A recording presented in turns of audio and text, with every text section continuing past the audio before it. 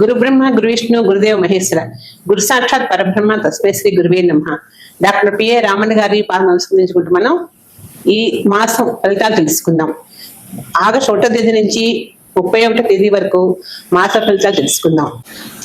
ఎత్కటాక్ష సంపాసన విధం సేవక సకలార్థ సంపద సంతనూతి వచనాంగ మానసే స్వాం మురా హృదయశ్రీ బిదే నమస్తే మహామాయే శ్రీపీఠే స్వరూపీయతే శంఖచక్రదాస్తే మహాలక్ష్మి నమోస్తుతే. మనకి రేపు వచ్చే ఈ నెల జూలై 26 నుంచి శ్రావణ మాసం మొదలవుతుంది. అందరు కూడా శ్రావణ మాసంలో అమ్మవారి పూజలు చక్కగా నిర్వహించుకుంటారు. అందుకే అందరికి కూడా బాగుంటుంది. శ్రావణ గౌరి మంగళ గౌరి నోవులు, శ్రావణ శుక్ర నోవులు చక్కగా ఆచరించండి. అమ్మవారి కృపాకర అందరికీ ఉంటాయి. అందరూ చక్కటి అమ్మవారి శ్లోకాలు స్మరించుకుంటూ అమ్మవారి పూజ చేయండి. ఏ సమస్య వచ్చినా తీరిపోతుంది. అది కూడా కాకుండా శ్రావణ మంగళవారం నాడు శ్రావణ శుక్రను మన శనగలు అందరికీ ఇస్తాం. శనగలకు ఎవరికి గురువు అధిపతి, అందుకని మనకి ఎలాంటి దోషాలు ఉన్నా కూడా తొలగిపోతాయి. శ్రావణ మాసంలో ఏ భయాలు అక్కర్లేదు. శ్రావణ మాసం అంతా కూడా సస్యశ్యామలంగా ఉంటుంది. వర్షాలు పడతాయి, వాతావరణంలో మార్పులు వస్తాయి, చాలా హ్యాపీగా ఉంటుంది. కాబట్టి మహిళలందరూ కూడా చక్కగా కొత్త చీరలు కట్టుకొని నగలు పెట్టుకొని మంచిగా శ్రావణ శుక్రవారాలు శ్రావణ నోములు చేసుకోండి. శ్రావణ మాస శుభాకాంక్షలు తెలియజేస్తున్నాను అందరికీ. మహిళలందరికీ శ్రావణ మాస శుభాకాంక్షలు తెలియజేస్తున్నాను. తప్పకుండా అందరూ ఈ శ్రావణ మాసాన్ని సంకల్పంతో చక్కగా నిర్వహించుకోండి, బాగుంటుంది. అలాగే మనం ఆగస్టు 1వ తేదీ నుంచి 31వ తేదీ వరకు మాసాలు తెలుసుకుందాం.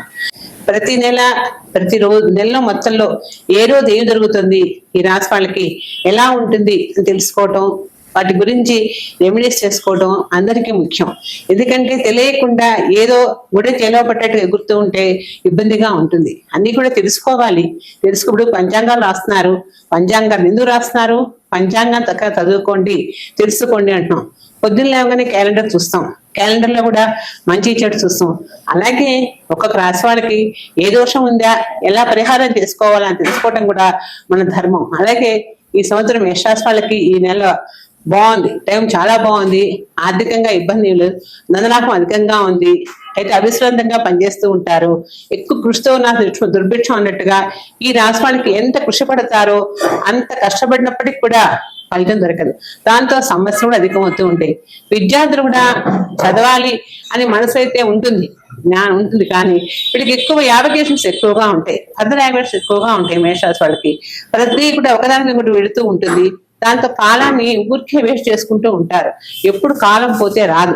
కాలాన్ని మనం సద్వినియోగం చేసుకోవాలి. అయస్కాంతం చేతిలో పెట్టుకుంటూ ఉంటుంది, ఉండదు కదా. అయస్కాంతం ఎలా కరిగిపోతుంది, కాలం కూడా అంతే. అందుకని గ్రహాలు కూడా టైం బాగున్నప్పుడే గ్రహాలు మనం వాటి ప్రభావాన్ని గుర్తించి రెమెడీ చేసుకోవాలి, బాగుపడాలి. ప్రతి ఒక్కళ్ళు తెలియకుండా ఊరికే ఇబ్బంది పడుతున్నామండి, వంటలో బాగాలేదండి, డబ్బు రావట్లేదండి అని అంటుంటారు. ఎందుకంటారు? ఇవన్నీ ఏదో దోషం ఉండబట్టే కదా. అలాగే మేషరాశి వాళ్ళకి ఏళ్ళనాడు స్టార్ట్ అయింది.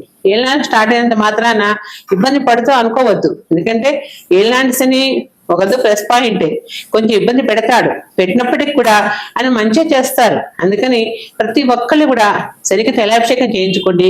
లలిత సహస్ర పారాయణ నిత్యం చదవండి. ఎందుకంటే అన్నిటికంటే మించింది లలిత సహస్ర పారాయణ.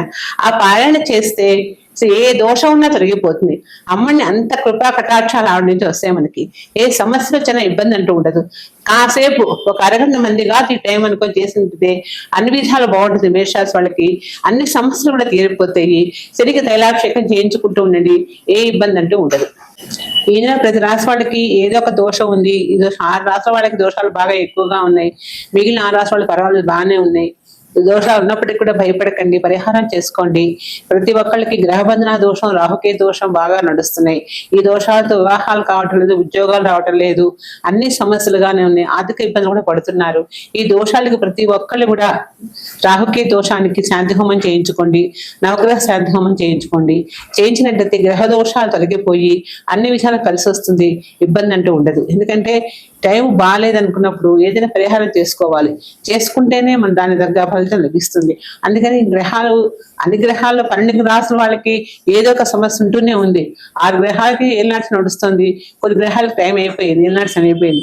వాళ్ళు బాగున్నారు, వాళ్ళు బాగా అంటాం లేదు. ఎందుకంటే ఎవరికైనా దోషమే, కానీ ఇంకో దోషం పట్టుకుంటుంది కదా, రాహుకే దోషం వచ్చేసింది కదా. అందుకని దానికి కూడా రాహుకే దోషానికి పరిహారం చేసుకోండి, అతను అభిషేకం చేయించుకోండి స్వామివారికి, దాంతో శాంతి హోమం చేయించుకోండి, అన్నిసార్లు కలిసి వస్తుంది, ఇబ్బంది అంటూ ఉండదు. మనం ఇప్పటి వరకు ఆగస్ట్ మాస ఫలితాలు తెలుసుకున్నాం కదా, మళ్ళీ వచ్చేదాకా కలుద్దాం. సర్వేజన సుఖినో భవంతు, సమస్త సన్మంగళ భవంతు. తదుపరి వృషభ రాశి. వృషభ వాళ్ళకి ఇప్పుడు అన్ని గ్రహాలు కూడా సపోర్ట్ చేస్తున్నాయి, ఇబ్బంది అంటూ ఏముండదు. అందులో ఈ శ్రావణ మాసం నెల రోజులు కూడా ఏ ఇబ్బంది వచ్చినా అమ్మవారి కృపాకట శైలవేళ్ళు అందరికీ ఉంటాయి. ఎందుకంటే ప్రతి ఒక్కళ్ళు పూజ చేస్తారు. శ్రావణ మాసం అనగానే మనం పూజ చేసుకోవాలి, దేవాలయానికి వెళ్ళాలి, అమ్మవారిని చూడాలి అనే ఆలోచనలే ఉంటారు. ఏ కష్టం వచ్చినా కూడా అన్నిటికీ కూడా దేవుడు దైవం యొక్క కృప ఎవ్వవేళలా ఉంటుంది, సమస్యలంటూ ఉండవు.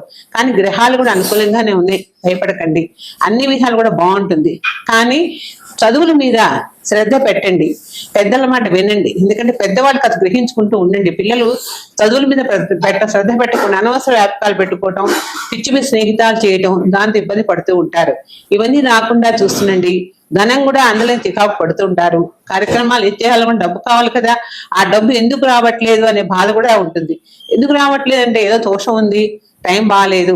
టైం బాగుంటే డబ్బు వస్తుంది ఆటోమేటిక్, మీరు చెప్పక్కర్లేదు, అన్ని అవే వస్తాయి. అందుకని జాతకం బాగుంటే అల్లా జ్ఞానమేర అన్నట్టు ఏదైనా సరే మన జాతకం బాగుంటే బ్రహ్మాండంగా ఉంటుంది. అదే ఒక్కటి తెలుసుకోవాలి. తెలుసుకుంటే వృషరాశి వాళ్ళకి ఇబ్బంది అంటూ ఏమి ఉండదు. ఈ రాశి వాళ్ళు చక్కగా విశ్వాసం పారాయణ చేయండి, చేసినట్లయితే అన్ని విధాలు బాగుంటుంది. పారాయణ చేసినప్పుడు కూడా మీరు చేయలేము, విశ్వాసం చాలా టైం పడుతుంది అనుకుంటే లక్ష్మీనారాయణ స్వామి నమః అనే శ్లోకాన్ని ఒక్కసారి స్వామిని దర్శించి ఆ స్వామి దేవాన్ని దర్శించుకొని పూజ చేసుకోండి, అన్ని విధాలు బాగుంటుంది, ఇబ్బంది అంటూ ఉండదు. తదుపరి మీనరాశి.